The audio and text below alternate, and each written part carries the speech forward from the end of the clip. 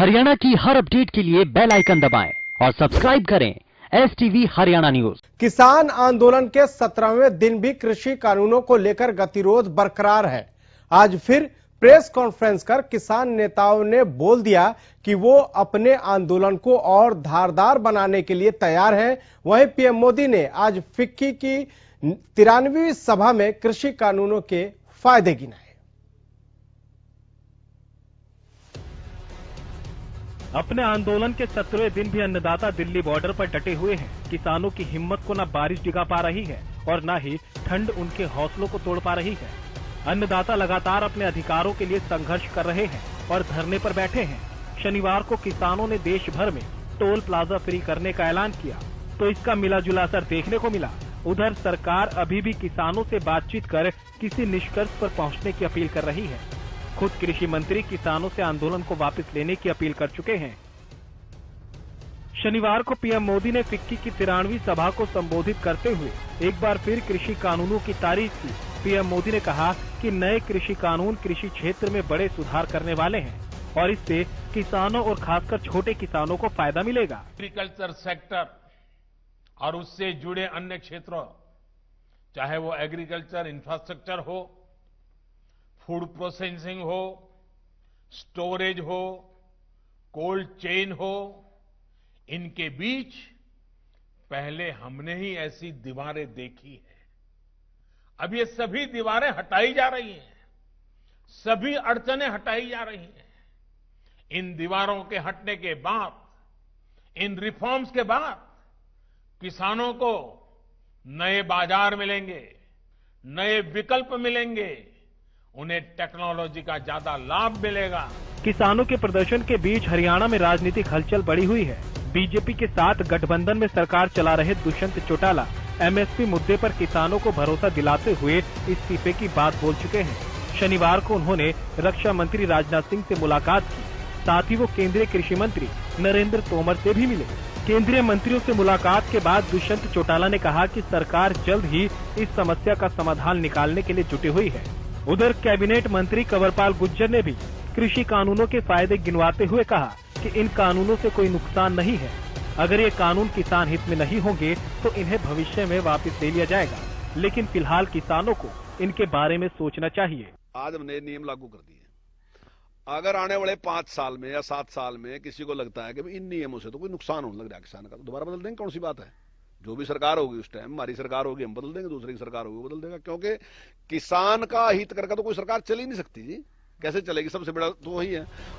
वहीं आज फिर किसान संगठनों ने सिंघू बॉर्डर पर प्रेस कॉन्फ्रेंस करते हुए कहा कि जब तक सरकार कृषि कानूनों को वापस नहीं लेती तब तक वो धरना स्थल से नहीं हटेंगे। किसानों ने सरकार पर आंदोलन को तोड़ने का आरोप लगाया और कहा कि आने वाले दिनों में ये आंदोलन और ज्यादा तेज होगा। इसके अलावा आज सोहना में भी किसान महासंघ ने बैठक की। किसान आंदोलन के नक्सली और खालिस्तानी कनेक्शन को लेकर उठ रहे विवाद को लेकर किसान महासंघ ने बैठक करते हुए कहा कि उनके आंदोलन को बदनाम करने के लिए ऐसी खबरें उड़ाई जा रही है, लेकिन वो किसी कीमत पर अपने आंदोलन को बदनाम नहीं होने देंगे। हमने अपने राष्ट्रीय किसान महासंघ के जितने किसान नेता हैं और वास्तविक किसान हैं जो, उनको सबको इसलिए इकट्ठा किया है कि हमने विचार विमर्श करके ये बात इस निचोड़ पे पहुंचे हैं कि हमें सरकार से भी और किसानों से भी जो आंदोलन में बॉर्डर पे बैठे हुए हैं उनसे अपील करें कि इस मामले को जल्दी से जल्दी निपटाओ, वरना देश का भी बहुत नुकसान हो रहा है। कांग्रेस ने भी केंद्र सरकार को आज फिर से घेरा। कांग्रेस नेता रणदीप सुरजेवाला ने कहा कि नए कृषि कानूनों के खिलाफ किसानों का प्रदर्शन उनकी आजीविका की लड़ाई है। उन्होंने कहा कि ये लड़ाई सिर्फ 62 करोड़ ग्रामीण जनता की लड़ाई नहीं, बल्कि ये संघर्ष उन 120 करोड़ लोगों का है जो किसानों के खेत खलिहान पर अपनी जिंदगी पालते हैं। सुरजेवाला ने कहा कि अगर सरकार 14 संशोधन करने को तैयार है तो इस कानून को ही खत्म क्यों नहीं करती है। एक तरफ किसानों ने 14 दिसंबर को देशव्यापी आंदोलन का ऐलान कर दिया है, वहीं सरकार भी कृषि कानूनों को वापस लेने के लिए तैयार नहीं दिख रही। ऐसे में यही अंदाजा लगाया जा रहा है कि आने वाले दिनों में ये गतिरोध और तेज होगा और कहीं न कहीं दोनों ही पक्षों को इस पर कोई बीच का रास्ता निकालना होगा। Bureau report, Haryana news.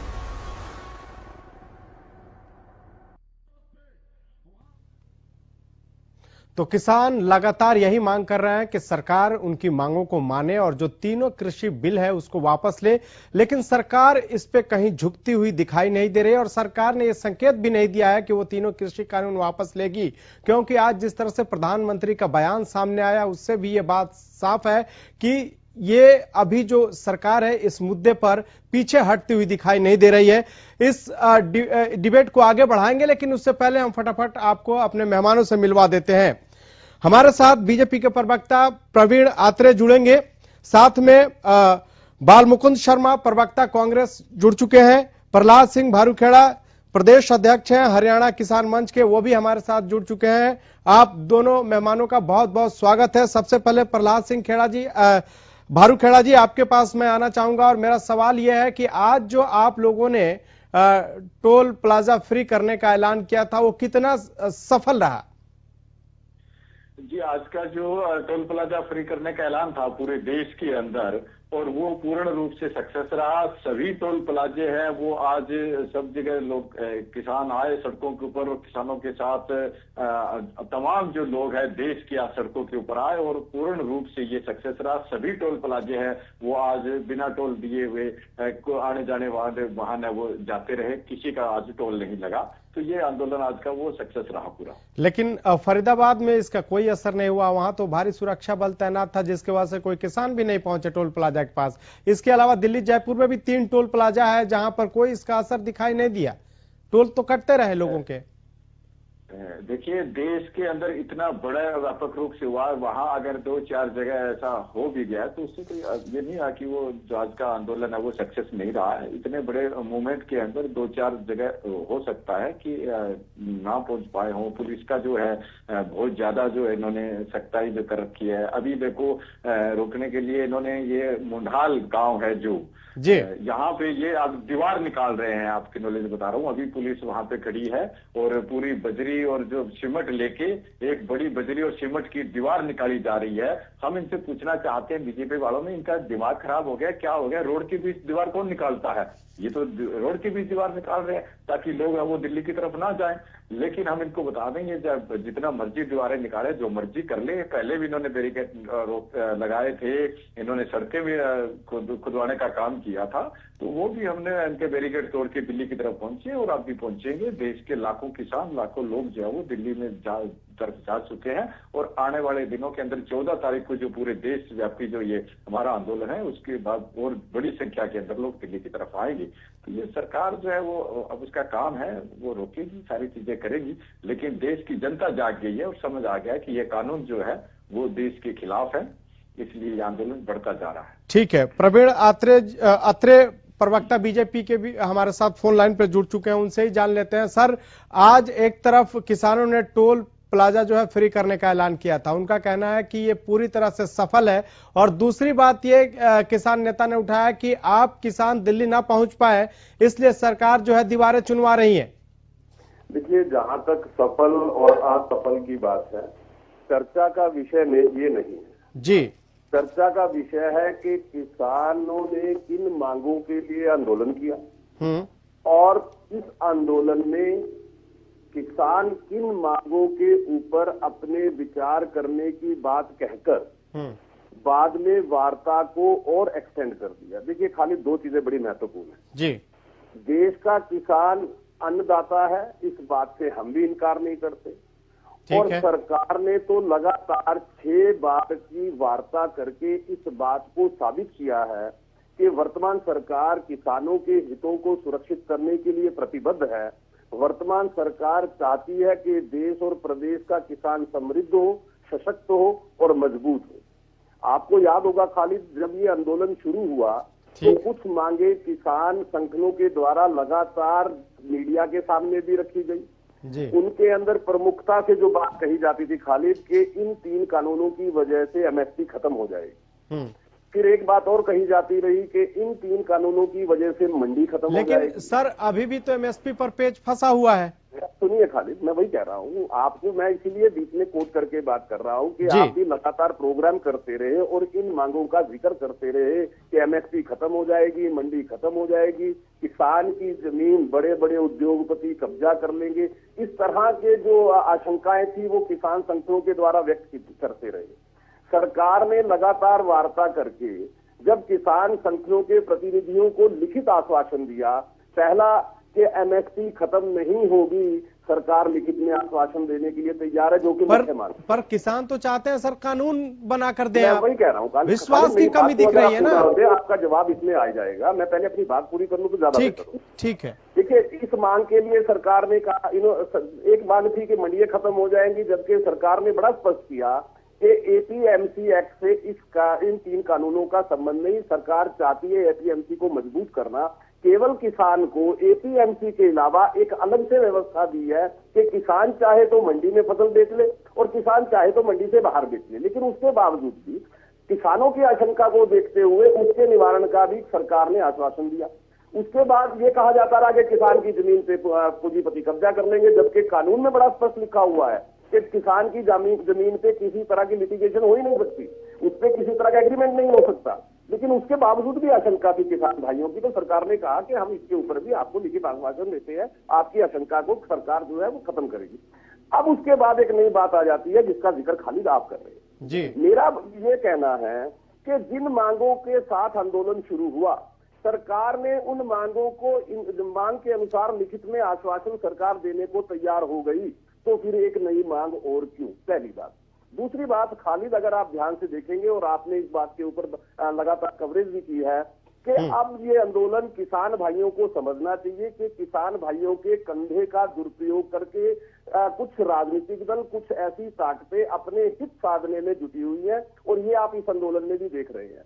ठीक है सर, हम बाल मुकुंद शर्मा कांग्रेस के प्रवक्ता उन्हीं से जान लेते हैं। क्या बाल मुकुंद जी ये बताइए कि अब किसान आंदोलन को क्या विपक्षी पार्टियां हाईजैक कर रही हैं? नहीं, ये कहना तो एक तरह से किसानों का अपमान करना है। लेकिन प्रवीण अत्रे जी जिस तरह पूरे देश के 40 से जी कंटिन्यू कीजिए। मैं समझता हूं प्रवीण अत्रे जी जो कहना चाहते हैं वो अब उनको जवाब मिलेगा ना। जी बोलिए। 40 से ज्यादा किसान संगठन है पूरे देश के जो इस आंदोलन में सक्रिय रूप से जिसकी भागीदारी है, और ये वो किसान संगठन है कोई 5-5 और 10-10 साल से नहीं है, लगातार 30-30, 40-40 साल से उन संगठनों के जो अध्यक्ष हैं, उन संगठन के जो पदाधिकारी हैं, उनका लंबा चौड़ा अनुभव है जी। वो उनको एक एक शब्द का पता है। अगर किसी दूसरे राजनीतिक दल का कोई व्यक्ति कुछ भी बोलता है और उनको उसी से आभास होता है और वो बिल्कुल उसको दरकिनार कर देते हैं। कोई राजनीतिक मंशा का आदमी इससे राजनीतिक फायदा नहीं उठा सकता। एक तो ये बात ध्यान रखने योग्य है जी। मैंने पहले पूरी बात बोलने दीजिए। रही बात है 3 चीजें हैं खालिद जी, जब आपकी बात खत्म हो जाएगी तो एमएसपी को कानून की मांग कर रहे हैं किसान। एमएसपी पे कानून की बात कर रहे हैं, कानून बनाया जाए चौथा एमएसपी पे। सरकार ने कोई जवाबदेही नहीं दी। सरकार ये कह रही है कि श्योर है कि एमएसपी चलती रहेगी। खालिद जी, ये 2 चीजें हैं। हमारे देश में ऐसे ऐसे प्रधानमंत्री हुए हैं जिसके अंतर्राष्ट्रीय स्तर पर शाख होती थी। पंडित जवाहरलाल नेहरू कोई बात कह देते थे, पूरे विश्व में उस बात का डंका बजता था कि पंडित जी ने ये बात कही है और ये सत्य होगी, पूरा विश्व ये बात मानता था।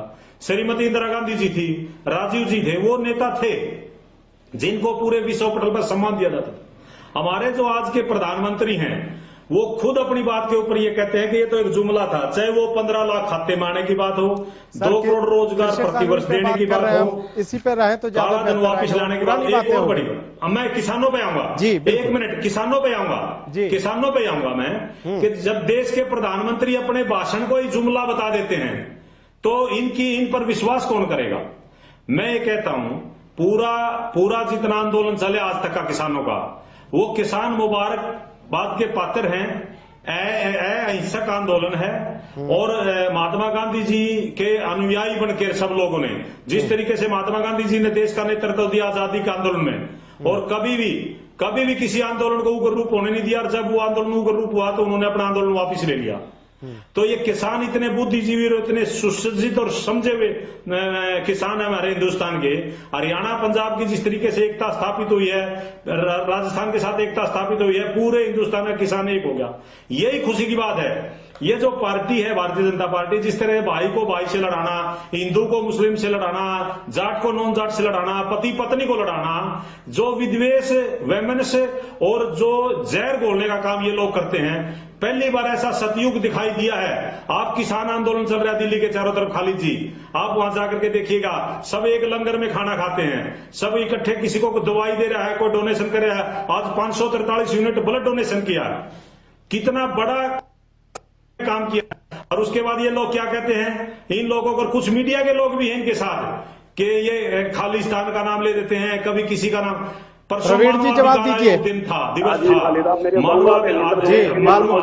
मानवाधिकार दिवस उसके जवाब दीजिए। ये लोग गलत बात कर रहे हैं। ठीक है बालमुकुंद जी, ठीक है जवाब ले लेते हैं, बोलिए प्रवीण। पहले तो इनको ये समझाइए कि पंडित जी जब आप चर्चा करते हैं तो आंकड़ों पे गौर किया कि ये देश में 40 संगठन नहीं है, 507 किसान संगठन है पूरे देश के अंदर, पहली बात। दूसरी बात, इन्होंने जिस बात का जिक्र किया कि कांग्रेस, आप खाली इसमें 40 है, राहुल ये आज 40 है, पूरे देश में तो बहुत ज्यादा है। आज 40 दिल्ली के चारों तरफ 40 संगठन हैं। और ये ट्वीट उस वक्त करते हैं, मुझे मेरे से ज्यादा नहीं पता आपको। सरकार की वार्ता होनी थी 2 बजे, लेकिन 11:49 पे राहुल गांधी ट्वीट करके क्या कहते हैं कि तीनों कानूनों के रद्द करने से कम कुछ भी स्वीकार करना देश के किसान के साथ गद्दारी होगी। ये किसको इशारा कर रहे थे राहुल गांधी? और जो किसान संगठन वार्ता करने के बाद ये कह रहे थे कि हमारी वार्ता बहुत अच्छे माहौल में हुई है, वार्ता आगे बढ़ रही है, लेकिन उस ट्वीट के बाद पंजाब के किसान संगठन के नेता हैं हरेंद्र सिंह लखोवाल, वो प्रेस कॉन्फ्रेंस में कहते हैं कि साहब हमने 9 ऐतराज जताए थे, सरकार ने उन 9 ऐतराज को दूर करने की बात मान ली थी, लेकिन साहब हम तो ये सब नहीं मानते, हम तो तीनों कानूनों को निरस्त कराएंगे। पहली बात। दूसरी बात, ये बार बार जिक्र करते हैं, मैं इनसे ये पूछना चाहता हूं कि वहां पे इंटरनेशनल पंजाबी फाउंडेशन के नाम से एक लंगर लगा हुआ है, इनसे पूछिए इंटरनेशनल पंजाबी फाउंडेशन के अध्यक्ष कौन है? गुरचरण सिंह बनवैत। इतिहास निकाल के देखिए, सोशल मीडिया चेक कीजिए, गुरचरण सिंह बनवैत कौन है? कनाडा के अंदर खालिस्तान समर्थक गतिविधियों की वजह से गिरफ्तार हो चुके हैं।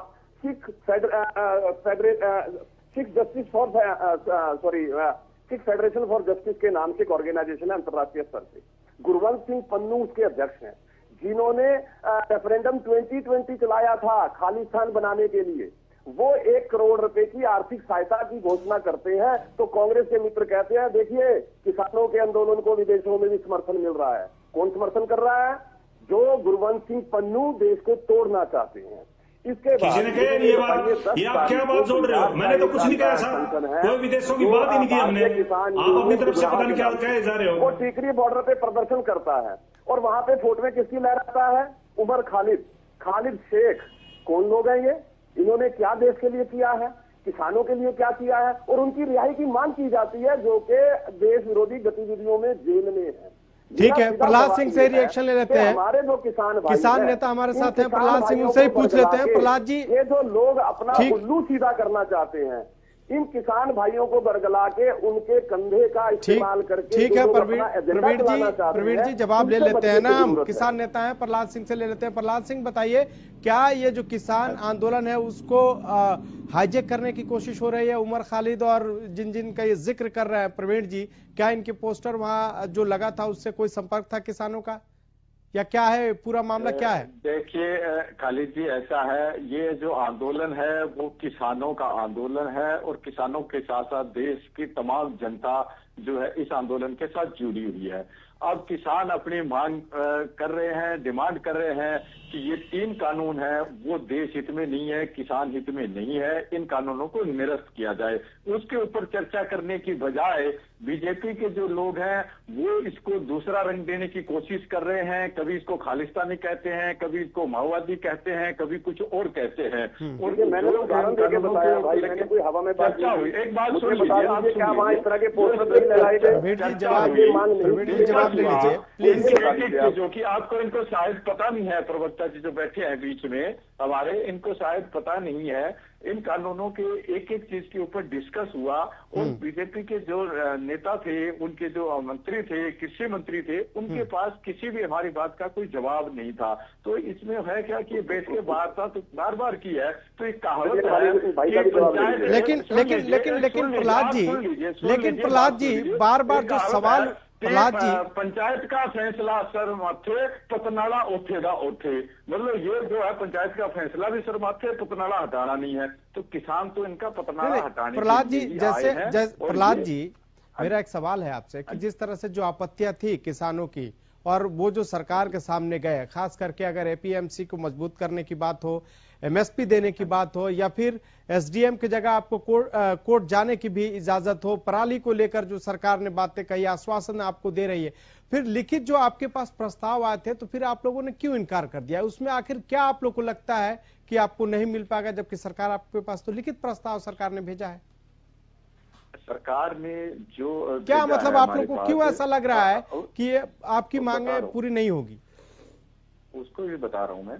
सरकार ने हमें एक प्रपोजल भेजा, जैसे 8 तारीख को भारत बंद हुआ, तो उन्होंने बातचीत के लिए बुलाया और हमने फिर कहा हम जबानी बात नहीं करेंगे, आप हमें लिखित में दीजिए। वो जो प्रपोजल है, उस प्रपोजल के अंदर वही बात थी जो एक एक कानूनों के ऊपर डिस्कस हो गया, नया उसमें कुछ नहीं था। ये जो कानून लेके आए हैं, इसका जो मूल है, वो मूल जो है वो वैसा का वैसा रहेगा, और इसमें संशोधन कर दोगे तो उससे फर्क नहीं पड़ेगा। इसलिए हम चाह रहे हैं कि इसको जो पूर्ण रूप से इसको निरस्त किया जाए। इसके अंदर जो चीजें हैं, अभी आप ये कह रहे हैं कि इन कानूनों से जो है वो देश का भला होगा, आज प्रधानमंत्री जी वो भी कह रहे थे, इनके प्रवक्ता है वो तो उनके हिसाब से बोलेंगे। ये ठीक कह रहे हैं कि जो रास्ते के वो है अड़चने हैं वो हटा दी जाएगी, ये होगा, वो ठीक कह रहे हैं। अड़चने किसके आ रही थी? जो खेती का अपना जो देश है, देश हिंदुस्तान, ये पूरा का पूरा एग्रीकल्चर बेस्ड देश है, यहाँ पे जो अर्थव्यवस्था है वो अपनी खेती के ऊपर टिकी हुई है। तो इस खेती से जो मुनाफे की अड़चने आ रही थी, वो आ रही थी पूंजीपतियों को कि इसमें से हम ज्यादा कैसे इसको करें, तो वो अड़चने पूंजीपतियों की हटा रहे हैं। असल के अंदर किसानों को जो उसके अड़चने हैं उसके ऊपर चर्चा नहीं हो रही है। अब ये आवश्यक वस्तु अधिनियम कानून है देश के अंदर, अब ये कोई हमें ये समझा दे कि आवश्यक वस्तु अधिनियम कानून जो है वो तोड़ने से देश का भला कैसे होगा, किसका भला होगा? इसके अंदर पूंजीपति का किसका होगा, जमाखोरी होगी, किसका होगा? अब जो मंडी की बात है, इनको मंडी तोड़ने से इनको क्या फायदा है, किसको फायदा हो रहा है मंडी तोड़ने से, ये हमें समझा दे। ठीक है प्रवीण जी जवाब दीजिए। जो किसान नेता ने सवाल उठाया है कि मंडी तोड़ने से क्या फायदा होगा आपको, आप इनको चुप कराएं जरा फिर। देखिए ऐसा है, पहली बात तो ये है कि मंडी नहीं टूट रही, ये कानूनों में भी स्पष्ट है, और ये केंद्रीय कृषि मंत्री भी कह चुके हैं, प्रधानमंत्री जी भी कह चुके हैं। जो व्यवस्था चल रही है वो एज इट इज चलेगी, केवल एक नई व्यवस्था किसानों को, लेकिन भंडारण चाहे तो आप पहली व्यवस्था का उपयोग करें, नहीं तो आप नई व्यवस्था का। सीमित भंडारण को लेकर तो सवाल है ना सर। देखिए खालिद, मैं ये चाहूंगा, मेरा निवेदन इतना है केवल कि मैं दूर बैठा हूं, लाइन से जुड़ा हुआ हूं, बीच में डिस्टर्ब ना करें, मेरी बात पूरी होने दे। पहली चीज के मंडियां नहीं खत्म हो रही, ये बड़ा स्पष्ट है, इसमें किसी तरह की इस बट नहीं है। दूसरी बात, जो ये किसान नेता बैठे हैं, मैं नहीं जानता किस किसान यूनियन से हैं, लेकिन मैं आपको कुछ उदाहरण देके बात करूंगा। सर ये प्रदेश अध्यक्ष है हरियाणा किसान मंच के, किसके? प्रदेश अध्यक्ष हैं हरियाणा किसान मंच के। चलिए ठीक है, अब सुनिए। देखिए ये कहते हैं कि ये तीनों कानून देश के किसानों के विरुद्ध हैं। सबसे पहली बात, मैं चौधरी महेंद्र सिंह टिकैत को कोट करके बात कर रहा हूं। 2008 में मेरठ में चौधरी महेंद्र सिंह टिकैत ने आंदोलन किया था और उनकी मांग ये थी कि जो मंडियां हैं वहां किसानों को लूटा जाता है, हमें मंडियां नहीं चाहिए। हमने तो मंडियां फिर भी खत्म नहीं की, हमने एक पैरेलल व्यवस्था दे दी कि अगर आप चाहें तो मंडियों के बाहर भी अपनी फसल बेच सकते हैं, नंबर 1।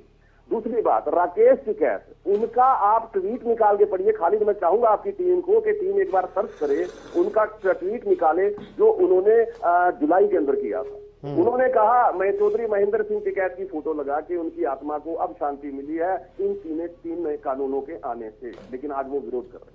लेकिन एक बात बताइए, जब गृह मंत्री ने बुलाया था बातचीत के लिए, उसमें राकेश टिकैत भी एक नाम थे। हाँ बिल्कुल, मैं सुनिए ना, जरा सुन लीजिए ध्यान से। अब एक और चीज, भारतीय किसान यूनियन का जो ऑफिशियल ट्विटर हैंडल है, इसको निकालिए और उसको पढ़िए। 2019 में भारतीय किसान यूनियन कांग्रेस के पक्ष में फतवा जारी करती है कि चुनाव में कांग्रेस की मदद कीजिए। एक, अब उसके बाद आगे सुन लीजिए। बार बार पूंजीपतियों का,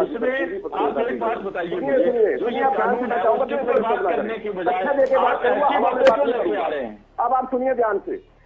गौतम अडानी ग्रुप के साथ 2006 के अंदर कांग्रेस की सरकार, यूपीए सरकार ने समझौता किया कि अडानी एफसीआई के ब्याह पे खाद्यान्न का भंडारण करेगा और 12% लाभ भी निश्चित कर दिया। कितने साल के लिए? 15 साल के लिए। हमें कहते हैं साहब पूंजीपति। दूसरी बात, पूरे देश के किसान का जिक्र करते हैं। अरे साहब, 4 दिन पहले राजस्थान में जिला परिषद के चुनाव हुए हैं, पंचायत के चुनाव हुए हैं, किसानों ने ही वोट डाला है वहां पे, जहां पे भारतीय जनता पार्टी को बड़ी जीत दी है। क्या राजस्थान का किसान नहीं है? मुझे एक बात समझा दीजिए, जब बिहार में चुनाव होता है इन कानूनों के आने के बाद, भारतीय जनता पार्टी की सरकार वहां बनती है, क्या बिहार का किसान नहीं है? मैं केवल इतना कहना चाहता हूं कि जिन सुधारों सर, बिहार की परिस्थितियां अलग है, हरियाणा पंजाब की परिस्थितियां अलग है। वहां पे सर अभी हमें एक छोटे से ब्रेक के लिए रुकना होगा, लेकिन सवाल ये, किसान आंदोलन पर चर्चा कर रहे हैं और चर्चा को आगे बढ़ाते हुए हम प्रहलाद सिंह बारूखेड़ा के पास जाना चाहेंगे। प्रहलाद जी, जिस तरह से बीजेपी कांग्रेस पर आरोप लगा रही है, कांग्रेस बीजेपी पर आरोप लगा रही है, दोनों पार्टियां किसान हितैषी बता रही हैं, ऐसे में आप बताइए कि किसानों के लिए कौन सी पार्टी असली हितैषी है? देखिए, किसानों के लिए जो पहले कांग्रेस थी, उन्होंने भी कोई ऐसा नहीं है कि बहुत कुछ कर रखा हो या किसानों की हितैषी हो। इनकी जब सरकार थी तो ये चाहते तो ये किसानों के लिए कर देते, इनको किसने मना किया था? स्वामीनाथन की रिपोर्ट थी, इनके हाथ में कलम थी, कर देते, किसने इनको मना किया था? असल में जो देश के अंदर आज जो निजीकरण हो रहा है, इसकी जो नींव रखी गई है 1991 में, जो पीवी नरसिम्हा राव प्रधानमंत्री थे, उस टाइम इसकी नींव रखी गई थी। डंकल अंकल प्रस्ताव आया था, उसी से देश के अंदर ये निजीकरण का दौर शुरू हुआ और ये दौर शुरू होकर आज यहाँ पहुंच गया है कि सर उस समय जरूरत भी थी, निजी हाथों में। उस समय जो हालात थे, उस समय बहुत जरूरत थी और तभी निजीकरण का नींव रखा गया था, क्योंकि भारत के पास उस समय करीब 7 दिनों का खर्च था। उसके बाद से मजबूरी में ये नींव रखना पड़ा था। मनमोहन सिंह तब वित्त मंत्री थे। नहीं, ऐसा नहीं है कि ऐसी कोई जरूरत थी। देश के अंदर जो है, जब इतनी बड़ी अर्थव्यवस्था को ठीक करने के लिए सर ये कदम उठाने जरूरी थे उस समय।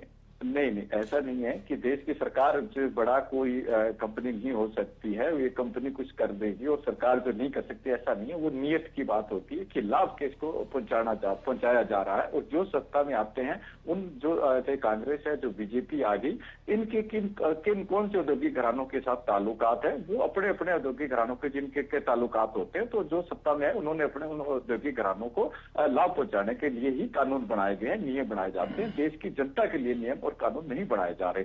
आज जो ये कानून बने हैं, 3 जो कानून है, ये कानून भी देश के बड़े अडानी अंबानी को खुश। अब देखो, जैसे कानून बना है, उससे पहले इनके गोडाउन बढ़ रहे हैं, इनको क्या सपना आ गया कि कानून आने वाले और ऐसे हो जाएगा, सारी चीजें हैं। तो ये सारी चीजें जो आज देश के अंदर हो रहा है, पूरा देश ये कह रहा है कि हमें जो ये कानून नहीं चाहिए।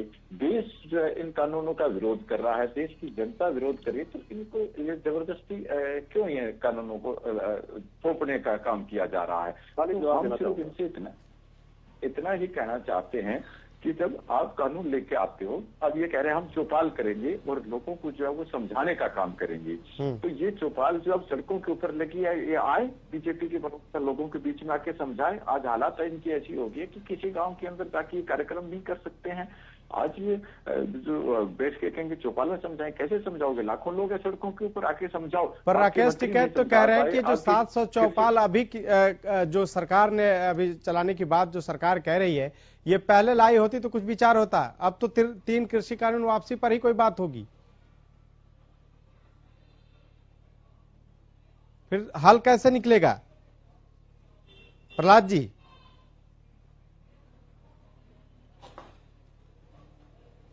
ठीक है। हमारे साथ बालमुकुंद शर्मा भी हैं, कांग्रेस के प्रवक्ता, लगातार जुड़े हुए हैं, उनसे भी जान लेते हैं। बालमुकुंद जी, जिस तरह से सर्दी बढ़ते जा रही है और दिल्ली के बॉर्डरों पर बूंदाबांदी भी हो रही है, ऐसे में क्या लगता है कि ये जो मामला जितना खींच रहा है, उससे परेशानी और बढ़ने वाली है? इसकी ये जो समस्या है, इसका समाधान कब तक होना चाहिए और विपक्ष की इसमें क्या भूमिका होगी?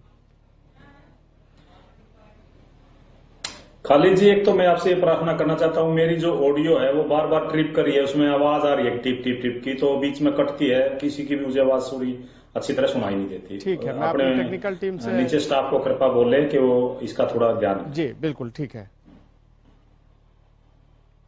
बोलिए।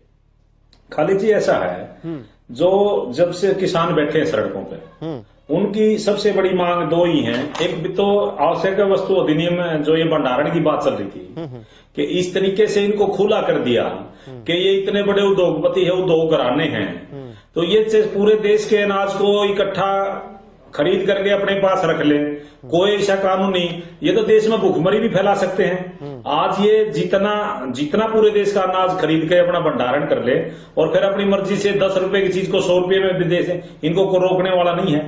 ये कानून बनाने की बिल्कुल जरूरत नहीं थी। ये केवल उद्योगपति, इनके जो साथी है, जो इनकी सरकारों को चलाते हैं, जिस तरीके से बीजेपी लंबा प्लान बना रखा है, क्या लगता है समस्या का समाधान कब तक होगा? देखिए कांग्रेस, हाँ जी, समस्या का समाधान कब तक होगा, कुछ उम्मीद दिखाई दे रही है? कांग्रेस ने इतने लंबे समय तक शासन किया इस देश में जी, हाँ जी, हाँ बोलिए। मैं पूछ रहा हूं कांग्रेस ने इतने लंबे समय तक शासन किया इस देश में, कभी भी जिस तरह से ये आंदोलन खींच रहा है वो चिंता का विषय है। इसमें विपक्ष की क्या भूमिका है? विपक्ष की इसमें कोई भूमिका नहीं है। क्या विपक्ष सरकार पर दबाव नहीं बना सकता कि सरकार इस और मामले को किसान जल्द से बैठ जल्द करके खत्म किया जाए? मैं बताता हूं, बिल्कुल वही मैं कह रहा हूं कि हम ये चाहते हैं कि सरकार और किसान आमने सामने टेबल पर बैठ के, जिस तरीके से 6 दौर की वार्ता हो चुकी है, वो 7वें दौर की वार्ता करें और सरकार को 78 छोड़नी चाहिए। आज तो इस ये तो हमारा अंदाजा है, किसान है। आज तो बालमुकुंद जी, आज तो इस मसले पे प्रदेश के डिप्टी सीएम दुष्यंत चौटाला केंद्रीय कृषि मंत्री से, पीयूष गोयल से भी उन्होंने मुलाकात की और राजनाथ सिंह से भी उन्होंने मुलाकात की और उम्मीद जताया उन्होंने कि 48 घंटे के अंदर 7वीं दौर की बातचीत हो सकती है। इस पर क्या कहना है आपका? मैं कहता हूं ये हम स्वागत करेंगे, ये समाधान होना चाहिए। ये देखिए, ये सब कौशलेबाजी है। डिप्टी सीएम के मिलने से क्या नई चीजें, परिस्थितियां पैदा हो जाएंगी। देश के कृषि मंत्री को, प्रधानमंत्री जी को विश्वास में लेकर के और इनकी मांग मान लेनी चाहिए। एमएसपी के लिए कानून लेकर आना चाहिए और ये जो आवश्यक वस्तु अधिनियम है, जो संशोधन इसमें कर देना चाहिए और इस पे लिमिट तय कर देनी चाहिए। ये छोटी छोटी चीजें जो सारी बारीकी जो किसानों ने रखी हैं, तो उस पे नेगोशिएशन तो हो सकता है, लेकिन 2 मोटी बातें हैं कि आवश्यक वस्तु अधिनियम है, इसको खत्म करें, एमएसपी लागू करें और मंडियों का प्रोक्योरमेंट जो मंडियों में होता है उसकी गारंटी दे दे। ये तो बिल्कुल नॉर्मल चीज है। देखिए, ठीक है खालिद जी, जिस तरीके से भारतीय जनता पार्टी जिद पकड़ रही है, वो केवल अपने उद्योगपति मित्रों के लिए जिद पकड़ रही है। ठीक है प्रवीण जी, क्या बीजेपी जीत पे अड़ी हुई है? देखिए ऐसा है खालिद, जहां तक कांग्रेस के प्रवक्ता ये कहते हैं कि सरकार को किसानों की मांग मान लेनी चाहिए, हम तो मांग मान चुके हैं। जो तो फिर भी बात कहां है सर? भाइयों ने अपने बताए थे, सरकार ने बाकायदा उन ऐतराजों पे लिखित आश्वासन दे दिया, सरकार ने तो मांगे मान ली। प्रहलाद जी, जब बातें मान ली गई है, फिर दिक्कत कहां हो रही है? इस पर रिएक्शन ले लेता हूँ ना, फिर उसके बाद उसके बाद आप किसी को बुलवा लीजिएगा। चलिए ठीक है, देखिए खालिद यहाँ पे हो क्या रहा है, ठीक है, यहाँ पे विशुद्ध रूप से राजनीति हो रही है। संसद का सत्र बुलवाइए, संसद का सत्र बुलवाइए, कानून बनाइए, सामने चर्चा, नया कानून आए, इस कानून को निरस्त कराइए। ये राजनीति बात बनेगी ना। कानून में भी बड़ा स्पष्ट है कि मंडियां खत्म नहीं होंगी, सरकार ने भी आश्वासन दे दिया कि मंडियां खत्म नहीं होंगी। उसके बावजूद अगर चैनल पे कोई किसान ये बात कहता है तो वो है दूसरी बात।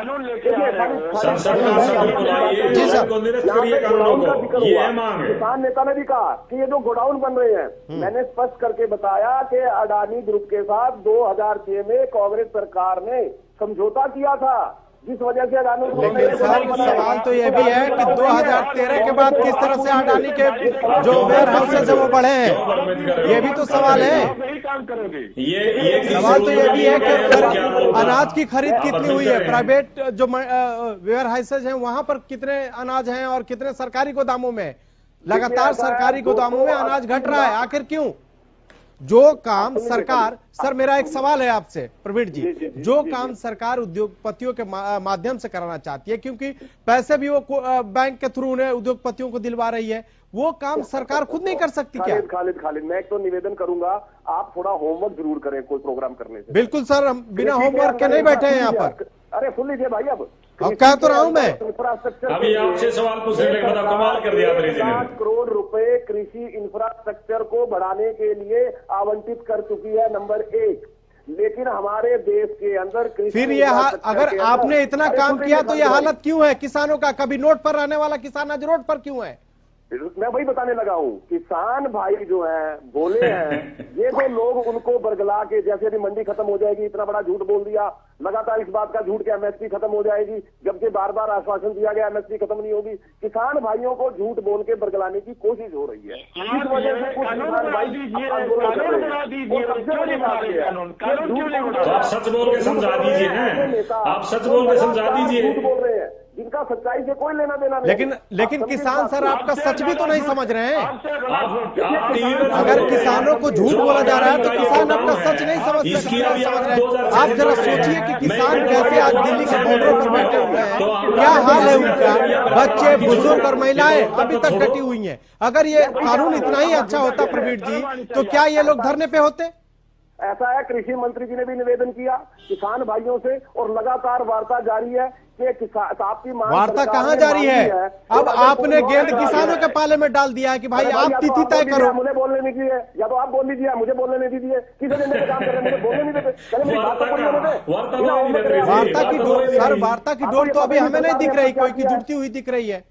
मैं ये कह रहा हूं कि ये तो हम निवेदन बार बार कर रहे हैं किसानों से कि भाई हम आपकी मांगों के ऊपर विचार किया, लिखित आश्वासन दिया, हम वार्ता के लिए आगे भी तैयार है, आप इस आंदोलन को खत्म करिए, उन ताकतों को मौका मत दीजिए जो इसको शाहीनबाज बनाना चाहती हैं, उन ताकतों से बचिए। आपने एक सवाल किया था किसान नेता से कि किस पार्टी ने क्या किया। लंबी लिस्ट है। मोदी जी ने 170 योजनाएं दी हैं। मोदी जी वो पहले नेता है जिन्होंने किसान मानधन योजना के नाम से योजना लेके आए हैं। किसान के खाते में 6,000 रुपए सालाना सीधे जाएंगे। किसान सम्मान निधि 3,000 सर, किसान सम्मान निधि कौन उठाता है और कहाँ पहुँचता है ये हमें भी पता है। हम भी यूरिया किसान के ही बेटे हैं, ऐसा नहीं पता है कि कैसे लोग उसका मिसयूज करते हैं। सर, 500 रुपये महीने को आप टीवी में बताने कैसे वो ब्लॉक में बैठ के उसका मिसयूज करते हैं, मुझे पता है कि किसान को यूरिया के लिए दिक्कत ना हो। सर, अभी भी तो प्रदेश से ऐसी खबरें आ रही हैं जहां यूरिया के लिए लोग परेशान हैं। ये काफी खबर है, मुझे क्या उदाहरण दे। कई जगहों से आई है ऐसी जहां पे जिसके पास 10 पैकेट से ज्यादा दे ही नहीं रहे। मैं आपको पूछ जिनके पास 10 एकड़ है, 1 एकड़ में 3 पैकेट लगता है, वहां 10 पैकेट से ज्यादा नहीं मिल रहा है। क्योंकि पहले यूरिया की ब्लैक मार्केटिंग होती थी। कुछ यूरिया जो है ब्लैक मार्केटिंग करने वाले बाहर उद्योगों में भिजवा देते थे, इसीलिए तो उसको नीम कोटिंग कर दिया कि वो उद्योग में उपयोग ही ना हो सके, वो खेती में उपयोग हो। ठीक है प्रहलाद जी, मोदी सरकार ने आप लोगों के लिए इतना कुछ किया है प्रवीण जी के मुताबिक, तो फिर आप लोग ये आंदोलन क्यों कर रहे हैं? राजनीति करने की कोशिश कर रहे हैं, इसमें कोई संदेह नहीं है। लेकिन मेरा मानना यह है कि किसान भाई सरकार की बातें मानेंगे, वार्ता की टेबल पे आएंगे तो इसका समाधान निकलेगा। प्रवीण जी ले लेते हैं जवाब ना किसान नेता से। आपकी सरकार ने इनके लिए बहुत सारा जो है कि काम किया है, तो उसी बारे में पूछ लेते हैं। क्या इतना काम सरकार ने किया है, फिर सर आप लोग को दिक्कत क्यों हो रही है? जब सरकार आपको लिखित आश्वासन भी दे रही है, फिर आप बात क्यों नहीं कर रहे हैं? ऐसे अगर आप लोग बात नहीं करेंगे तो मुद्दा फंसेगा, और इसके चक्कर में जो लोग 17 दिन 18 दिन से वहां पड़े हैं, यही नहीं आप ये भी देख लीजिए कि कई लोगों की जान भी चली गई। तो इसमें हट धर्मिता की जरूरत नहीं है, इसमें जरूरत है कि दोनों तरफ से नरमी दिखाई जाए। और पेच कहां फंस रहा है प्रहलाद जी? जो फंसा है वो जग जाहिर है कि ये जो 3 कानून है इसके ऊपर चर्चा हुई है, सारी एक एक बात की वो पहले भी मैं बोल के बता चुका हूं। और अब जो ये कह रहे हैं कि सरकार मान रही है बात, अगर सरकार बात मान लेती है तो हम तो आज आंदोलन वापस ले लेंगे, 1 घंटा भी नहीं लगेगा। अभी के अभी घरों की तरफ लोग तो वो कौन सी बात है जो सरकार नहीं मान रही है? अगर सरकार ने कानून बनाया है तो आपके जो आपत्ति है उसको तो वो निराकरण करने के लिए तैयार है, लेकिन आप लोग तो यही कह रहे हैं कि कानून ही वापस ले लो। बिल्कुल नहीं है, ठीक है। अगर नहीं है तो वो कौन सी आपत्तियां हैं जिस पर पेच फंस रही है? सरकार ने भेजा है, मेरे पास वो प्रपोजल है, मैं आपको भेज सकता हूं। उसके अंदर कहीं बता दीजिए कि सरकार ने कहा। ये टीवी पे बैठ के डिबेट में अलग बात है। आपके पास अगर प्रपोजल है तो क्या उस प्रपोजल में नहीं लिखा कि आपकी एमएसपी नहीं खत्म होगी, सरकार लिखित आश्वासन देने के लिए तैयार है? क्या नहीं लिखा उस प्रपोजल में? आश्वासन कह रहे हो, आप बार बार आश्वासन, हम कह रहे कानून बनाओ, कानून क्यों नहीं बनाते? आश्वासन आपने मांगा, आश्वासन से आंदोलन कर रहे हैं, चाहिए, नेताओं के बयान निकाल लीजिए। उन्होंने कहा था कि हमें लिखित आश्वासन चाहिए, मुंह जबानी कानून बनाइए, कानून बनाइए, लिखित कानून लेके आइए। प्रवीण जी, लेकिन ये भी तो एक सोचने वाली बात है कि आप लोग पहले मुंह जबानी आश्वासन देते थे, तब किसान कहते थे कि लिखित दो, लेकिन आप जब आज लिखित भी आश्वासन दे रहे हैं तब भी किसान स्वीकार नहीं कर रहे हैं। क्या विश्वास की कमी है क्या आप लोगों के बीच, किसान संगठनों और सरकार के बीच? आश्वासन से पेट नहीं भरता है, हमें कानून चाहिए। जब आप उद्योगपतियों के लिए रातों रात कानून बना सकते हो तो देश की जो रीढ़ किसान है उसके लिए कानून क्यों नहीं बना रहे? उसको आश्वासन दे रहे हो, तो ये आश्वासन आप उन उद्योगपतियों को दे देते हैं। ये 3 कानून लाने की क्या जरूरत थी? उनको कह देते हम आश्वासन दे रहे हैं भाई, आपका होगा। तो उनके लिए तो आपने फटाफट कानून बना दिए कि अब आप जाओ, जहां मर्जी को फसल खरीदो, आपको कोई रोकने वाला नहीं है। आप एक पैन कार्ड के फिर लगातार झूठ का एजेंडा चला रहे हैं। उद्योगपतियों भाई अडानी ग्रुप के साथ कांग्रेस ने समझौता किया था, हमने नहीं। कैप्टन अमरिंदर ने रिलायंस के साथ पंजाब में समझौता किया था, हमने नहीं। पेप्सी के साथ एग्रीमेंट कांग्रेस ने किया था पंजाब में, हमने नहीं। क्यों झूठ का एजेंडा चलाने की कोशिश कर रहे हो? फिर वही काम आप क्यों कर रहे हो? हम सर, तो फिर फर्क क्या रह गया कांग्रेस और बीजेपी में? करने की कोशिश कर रहे हैं। सच्चाई क्या है? खाली आप समझे थोड़ा सा, खाली 1 मिनट का समय लूंगा, आपको बताता हूँ। ठीक है, खाली ऐसा है कि जैसे जैसे देश का किसान मजबूत होगा, ऐसे वैसे उन लोगों की राजनीतिक दुकानें बंद हो जाएंगी जो किसान के नाम से लगातार राजनीति करते रहे, लगातार किसान को झूठे आश्वासन देते रहे। उन लोगों की राजनीतिक दुकान बंद ना हो जाए, इसकी कारण है कि ये लगातार झूठ बोल के, भ्रम में डाल के, डरा के किसान को आंदोलन की राह पे ले आए। अब इनका डर क्या है? क्योंकि हर बार देखिए कांग्रेस के चुनावी घोषणा पत्र को पढ़ लीजिए, चाहे 2014 का है, 2019 का है, उससे पहले 2009 का है। एक वायदा करते थे।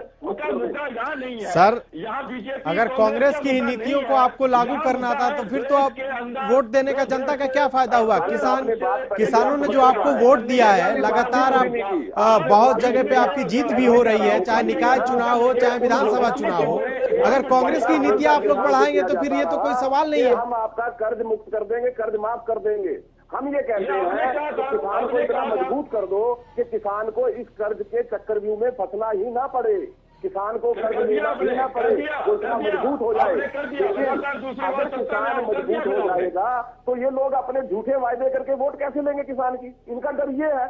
अब जो लोग अपने किसान के डर का फायदा उठा, सर, लेकिन 2022 तक किसानों का आय दोगुना करने के लिए टारगेट दिया गया था। अब 1 साल का समय बच गया है, क्या आय दोगुनी हुई किसानों की? कानून को तोड़कर हमें देश का कौन सा भला हो रहा है, हमें समझा दीजिए। मैं बताता हूँ कौन सा भला हो रहा है, सुन लीजिए अगर आपको हिम्मत है। सुनिए, सुन लेंगे तो क्लियर हो जाएगा, पता लगेगा। मुझे एक बात इनसे पूछिए प्रहलाद जी से जी, कि क्या ये मांग लगातार किसान संगठनों की नहीं थी कि देश के किसान को अपनी उपज का मूल्य खुद तय करने का हक होना चाहिए?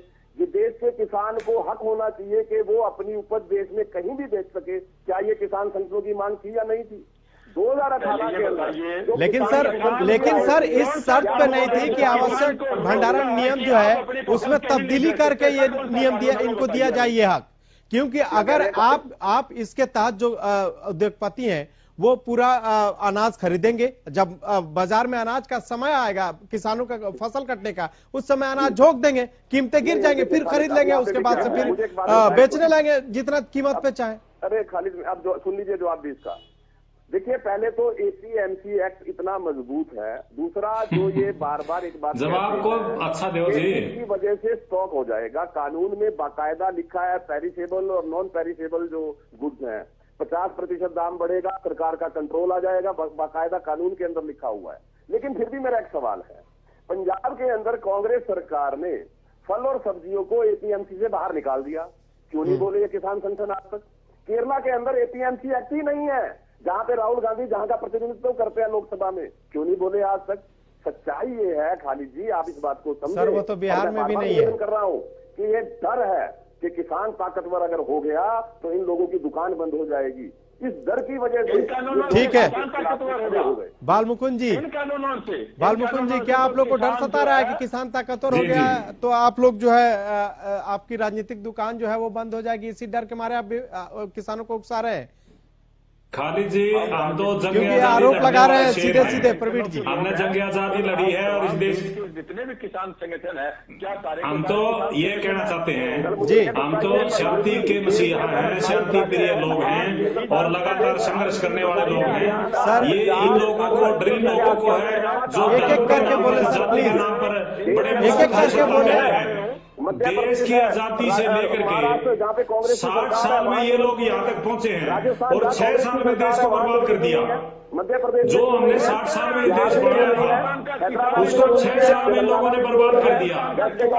और हम तो प्रार्थना करते हैं इन लोगों से अभी भी कि कम से कम किसानों को माफ कर दो ताकि इस देश को जो आप कर रहे हो समझ में आ सके, वो दोबारा फिर हमें इसको खड़ा करने में बड़ा समय लगेगा।